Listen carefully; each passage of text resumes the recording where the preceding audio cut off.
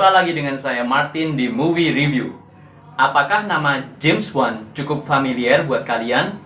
Do you know who he is? Pasti banyak dari kalian yang sudah tahu siapa dia. Buat kalian yang belum tahu, dia adalah sutradara film blockbuster Aquaman dengan bintang Jason Momoa. Dia juga adalah otak di balik Saw yang diproduksi tahun 2004. Saw dibuat dengan budget 1,2 juta dolar dan berhasil meraup keuntungan sebesar 100,39 juta dolar. Amazing, isn't it? Sutradara kelahiran Malaysia ini pada akhirnya menelurkan Insidious, The Conjuring, Furious 7 sampai Aquaman. Saw sendiri punya kisah menarik di luar filmnya yang juga oke banget. Idenya orisinil dan eksekusinya bagus. Satu saat kalau ada kesempatan, saya ingin membahas mengenai film ini. Oke guys? Film terbaru dari James Wan adalah Malignant yang baru saja saya saksikan di gedung bioskop. Di film ini, dia kembali ke ranah tempat namanya menjadi besar, yaitu horor. Malignant sendiri punya plot yang cukup menarik dan twist yang oke. Idenya cukup orisinil dan ketegangan yang dibangun juga bagus banget. Sentuhan James Wan di film ini masih bertaji walaupun masih sedikit di bawah Insidious. James Wan masih membuktikan bahwa dirinya adalah sutradara horor yang piawai dan classy. Bak pendekar kungfu, dia adalah pendekar sakti di ranah film horor. Karena dialah saya antusias menonton film ini. Film ini diawali dengan peristiwa yang terjadi di rumah sakit riset Simeon, di mana Dr. Florence Weaver sedang menangani pasien buruk rupa yang punya kemampuan telekinesis dan bisa mengendalikan peralatan elektronik di sekitarnya. Pasien bernama Gabriel ini mengamuk dan tidak bisa dikendalikan, serta sudah melukai bahkan membunuh petugas-petugas rumah sakit di Simeon. Lewat radio yang ada di kamar perawatannya, Gabriel berkata bahwa dia akan membunuh mereka semua. Dr. Florence Weaver akhirnya memutuskan untuk cut out the cancer atau memotong kankernya. Disinilah scene awal ini diakhiri dan masuk ke opening title. Adegan kemudian berlanjut di masa kini di mana Maddie, seorang perempuan yang sedang hamil, pulang ke rumahnya karena jabang bayi di kandungannya berulah dan membuat perutnya sakit sehingga dia pulang lebih awal. Suaminya Derek sedang menonton televisi. Maddie kemudian berkata bahwa dia ingin beristirahat dan mematikan televisi. Derek jengkel karena dia sedang asyik menonton. Derek bilang bahwa seharusnya dia berhenti hamil saja daripada nanti Maddie keguguran lagi. Dari sini terkuak bahwa Maddie sudah pernah mengalami keguguran. Mereka kemudian bertengkar dan Derek membenturkan kepala Maddie ke dinding. Derek yang menyesali perbuatannya kemudian bilang bahwa dia akan mengambilkan es untuk kepala Maddie. Begitu Derek keluar dari kamar, Maddie langsung mengunci pintu kamar. Derek minta maaf dan berkata bahwa dia sudah tidak minum minuman beralkohol lagi sekarang dan dia sudah berubah. Maddie yang ketakutan tidak menggubris ucapan Derek. Dia memeriksa bagian belakang kepalanya dan ternyata kepalanya berdarah. Malam harinya, Derek yang tertidur di sofa terbangun oleh suara blender yang tiba-tiba berbunyi. Saat dia mengecek ke dapur di mana blender itu berada, ternyata tidak ada siapa-siapa di sana. Pintu kulkas juga tiba-tiba terbuka sendiri tanpa ada orang yang membukanya. Setelah itu, televisi di ruang tamu tiba-tiba menyala sendiri. Derek yang beranjak menuju ruang tamu lalu melihat bahwa ada seseorang berambut panjang yang duduk di sofa tempat dia tidur tadi. Begitu lampu dia nyalakan, ternyata tidak ada siapa-siapa di situ. Satu bayangan tiba-tiba menyentakkan kepala Derek ke dinding. Adegan di-cut ke Maddie yang tiba-tiba terbangun di kamarnya. Begitu dia bangun dari ranjangnya, terlihat bahwa bantalnya berdarah, menandakan bahwa luka di kepalanya masih mengeluarkan darah. Maddie kemudian turun ke lantai bawah dan menemukan Derek sudah tewas dengan posisi yang aneh. Makhluk yang tadi membunuh Derek beralih mengejarnya. Maddie dengan panik kembali ke lantai atas kamar tidurnya. Saat dia berusaha menutup pintu kamarnya, makhluk tadi mendorongnya hingga terpental dan jatuh pingsan di lantai. Cerita kemudian berlanjut ke rumah sakit tempat Maddie dirawat dan sedang ditunggui oleh adiknya Sydney. Di sini saat Maddie sadar, dia mendapati bahwa bayi yang dikandungannya sudah tidak ada. Sydney bilang bahwa pihak rumah sakit tidak bisa menyelamatkan bayinya. Mendengar itu, Maddie kemudian menangis histeris. Beberapa hari setelahnya, polisi berpangkat detektif, Kekwa Shaw mendatangi Maddie untuk dimintai keterangan. Detektif Shaw sedang menangani kasus kematian Derek. Maddie tidak merespon Kekwa sama sekali. Lalu datanglah Sydney dengan pakaian seorang putri. Dia menjelaskan kepada Kekwa bahwa dia adalah seorang aktor yang sedang memerankan seorang putri di film Family Planet. dan sedang break makan siang. Dia menyempatkan diri menjemput Maddie, kakaknya, dan menjelaskan pada Kekoa bahwa sudah 2 hari ini Maddie dalam kondisi seperti itu. Kekoa bilang kepada Sydney bahwa dokter bilang Maddie sudah pernah keguguran 3 kali dalam 2 tahun ini. Mendengar itu, Sydney terkejut. Dia bilang bahwa selama ini Derek berusaha memisahkan dia dengan Maddie, sehingga dia tidak tahu apa-apa tentang itu, dan Maddie tidak pernah cerita masalah itu padanya. Kekoa kemudian minta diri dan menyerahkan kartu namanya kepada Sydney. Dia meminta Sydney menghubunginya bila ada apa-apa. 2 minggu kemudian, Maddie yang sudah pulih pulang ke rumahnya. Malam harinya, makhluk yang membunuh Derek menghantuinya sehingga membuat Maddie ketakutan. Maddie kemudian meyakinkan dirinya sendiri bahwa semua itu hanya khayalan yang ada di otaknya saja. Keesokan harinya, Sydney muncul dari jendela kamarnya. Dia bilang bahwa kuncinya rusak, dan karena dia sudah menghubungi Maddie tapi Maddie tidak meresponnya, dia nekat masuk melalui jendela kamar Maddie. Maddie kemudian curhat pada Sydney bahwa Derek membenturkan kepalanya dengan keras ke tembok kamar, dan bahwa selama ini Derek telah melakukan KDRT terhadap Maddie. Saat Maddie berniat hendak pisah dengan Derek, ternyata dia hamil, jadi dia mengurungkan niatnya. Maddie juga menjelaskan bahwa dia diadopsi oleh orang tua Sydney saat dia berumur 8 tahun. Sydney yang tidak tahu menahu soal ini jadi kaget. Maddie juga bilang bahwa dia tidak ingat apa-apa sebelum kejadian pengadopsian itu. Ibu Sydney bilang bahwa ibu kandung Maddie meninggal saat melahirkannya. Cerita berlanjut ke seorang wanita parubaya yang sedang memberikan tur bawah tanah terhadap beberapa orang. Dia menjelaskan bahwa Seattle, kota di mana dia tinggal saat ini, adalah kota yang dibangun di atas kota lama. Di bawah tanah ini masih banyak peninggalan-peninggalan dari masa sebelum kota Seattle yang baru didirikan. Alasan didirikannya kota baru adalah terjadinya kebakaran besar di tahun 1889 yang membuat mereka memutuskan untuk membangun kota baru di atas kota lama. Saat perempuan itu mau pulang, dia diserang oleh satu makhluk dan jatuh pingsan. Begitu sadar, dia sudah menemukan dirinya terikat dan mulutnya dilakban di rangka atap satu rumah. Melalui radio yang ada di situ, si makhluk penyerangnya bilang bahwa dia sudah menunggu lama untuk momen ini. Di depan wanita parubaya tersebut, dia menelepon Dr. Florence Weaver dan bilang sudah tiba saatnya untuk cut out the cancer. Rupanya si penyerang tadi adalah Gabriel yang dulu pernah ditangani oleh Dr. Weaver. Sementara itu, di malam hari, saat sedang memasukkan baju-baju kotor ke dalam mesin cuci di rumahnya, Maddie terkejut ketika hendak menutup pintu mesin cucinya, karena di situ dia melihat wajah Dr. Weaver yang berteriak kepadanya bahwa ini adalah rumahnya. Maddie jatuh terduduk dan berteriak balik ke Dr. Weaver bahwa ini adalah rumahnya, bukan rumah Dr. Weaver. Seketika itu, kondisi di sekeliling Maddie berubah, dan dia mendapati dirinya sedang berada di rumah Dr. Weaver. Dia menyaksikan Dr. Weaver yang dibunuh dengan kejam oleh Gabriel tanpa bisa berbuat apa-apa. Gabriel membunuh Dr. Weaver dengan piala penghargaannya sendiri yang terdapat di rumah itu. Saat Maddie berteriak dengan ngeri menyaksikan kejadian itu, dia mendapati dirinya sudah berada di rumahnya sendiri dan ternyata hari sudah pagi. Dia kemudian meraba bagian belakang kepalanya dan menemukan ada darah di situ.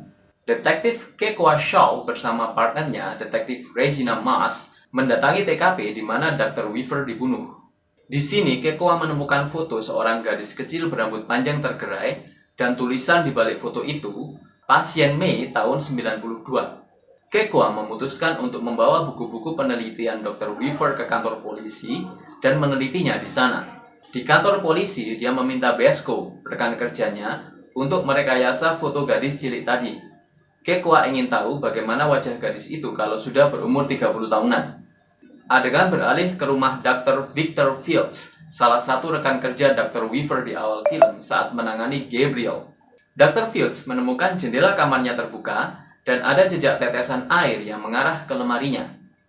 Saat dia mengecek lemarinya, ternyata tidak ada apa-apa di sana. Dia kemudian menutup jendela kamarnya dan tidur.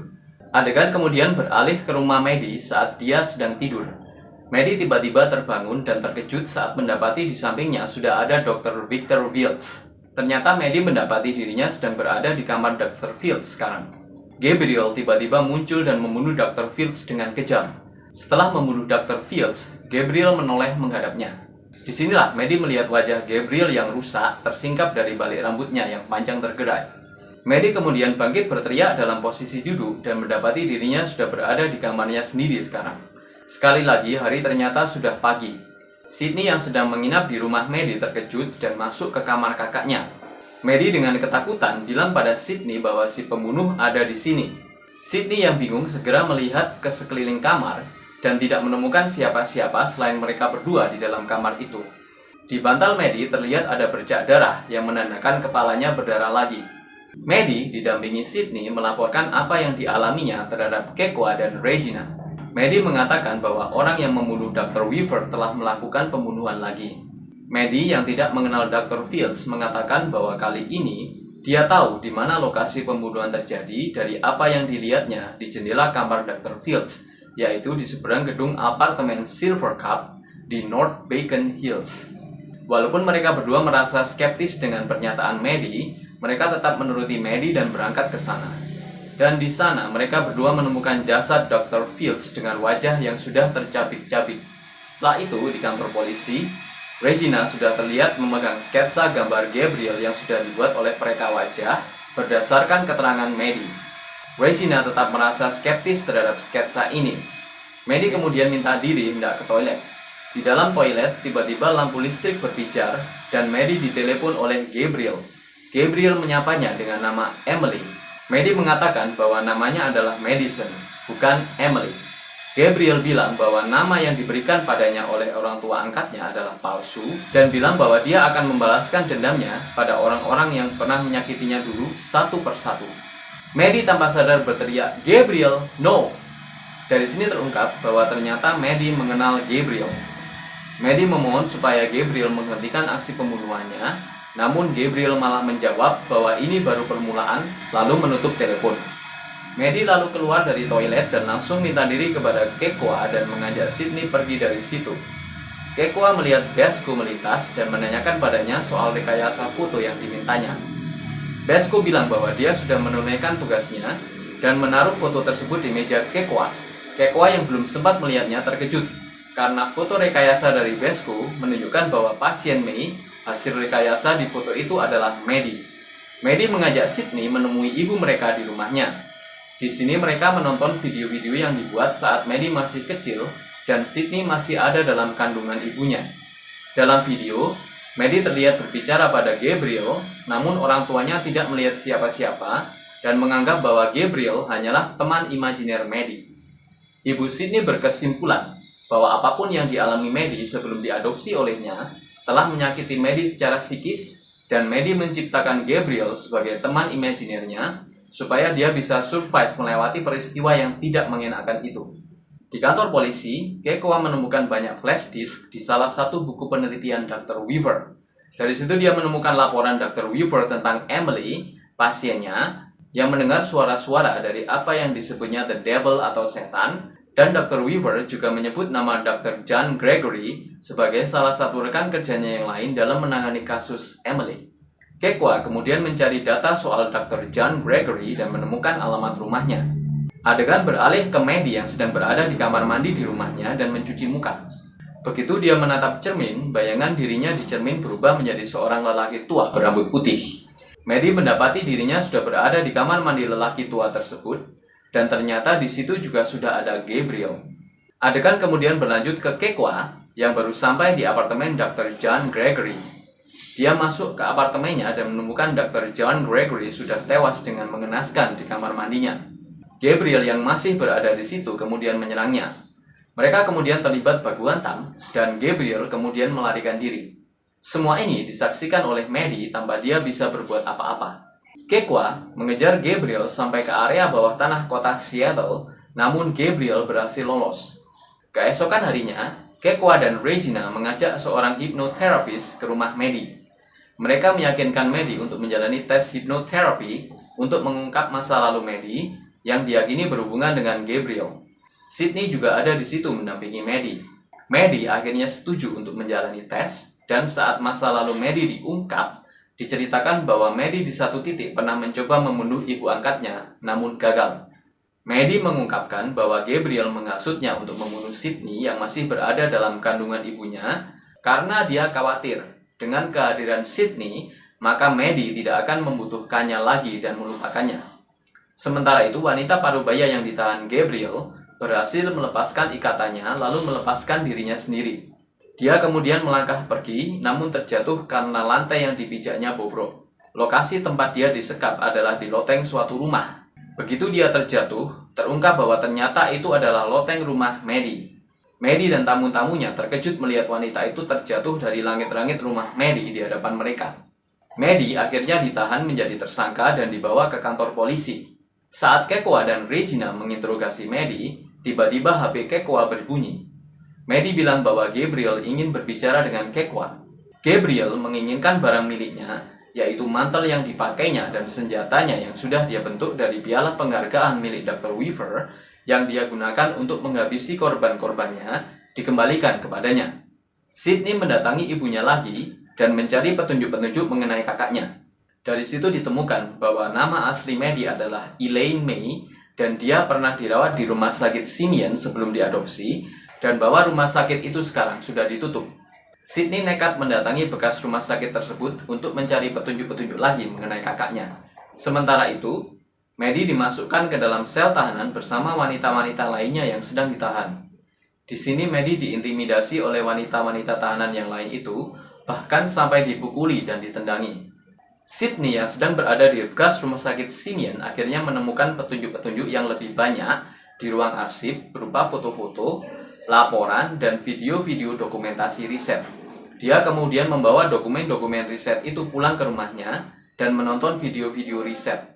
Di situ ditemukan petunjuk bahwa ibu Maddie atau Elaine May, Serena May, melahirkan Elaine saat usianya baru 15 tahun. Ibu Serena May menganggap kehamilannya adalah aib dan tidak mau berurusan dengan cucunya. Serena May menyerahkan bayinya kepada rumah sakit Simeon karena dia tidak tahu harus berbuat apa dan ada kelainan pada kondisi bayinya. Kelainan apakah itu? Ada hubungan apa sebenarnya antara Maddie dan Gabriel? Apa yang sebenarnya terjadi di masa lalu Maddie yang tidak bisa diingatnya? Untuk mengetahui jawaban dari pertanyaan-pertanyaan ini, you have to see the movie guys, yang sekarang sedang beredar di Indonesia. No more spoiler alert for me.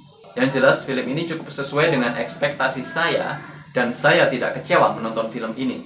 Twist di ending film juga oke banget. It's a good horror movie. Annabelle Wallis yang tampil total di sini sebagai Maddie merupakan daya tarik tersendiri dalam film ini. Aktor Inggris yang sekilas mirip Sandra Bullock ini tampil cukup meyakinkan sebagai Maddie. Daftar filmografinya ternyata cukup panjang. Dia pernah tampil di X-Men First Class, W.E., Annabelle, The Mummy versi Tom Cruise yang flop itu, lalu di serial The Tudors, Peaky Blinders, dan banyak lagi lainnya. Dia menekuni akting sejak tahun 2005. Di Malignant, dia tampil menonjol dan performa aktingnya cukup bagus menurut saya. Maddie Hazen sebagai Sydney juga tampil natural. Juga George Young sebagai Kekoa Shaw dan Nicole Brianna White sebagai Regina Mas. Jacqueline McKenzie sebagai Dr. Florence Weaver juga berperforma bagus dengan aksen Britishnya. Pendek kata, penampilan aktor-aktor di film ini cukup berkelas dan apik. James Wan dan Ingrid Bisu, istrinya, yang juga memerankan petugas CSI Winnie di film ini, menulis cerita Malignant di tahun 2019. Akilah Cooper dan J.D. Patty kemudian mengerjakan skenarionya. Ketertarikan Ingrid Bisu terhadap anomali medis membuatnya membaca-baca tentang Edward Murdoch yang menginspirasi karakter Gabriel. Edward Murdoch sendiri adalah urban legend yang lahir di abad ke-19 yang punya muka kedua di bagian belakang kepalanya.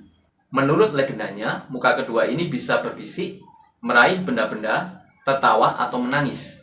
Murdoch memohon berulang kali kepada para dokter untuk menyingkirkan muka keduanya ini, namun para dokter itu menolaknya. Menurutnya, muka kedua ini telah membisikkan hal-hal buruk padanya di malam hari. Edward Murdoch akhirnya bunuh diri di usia 23 tahun.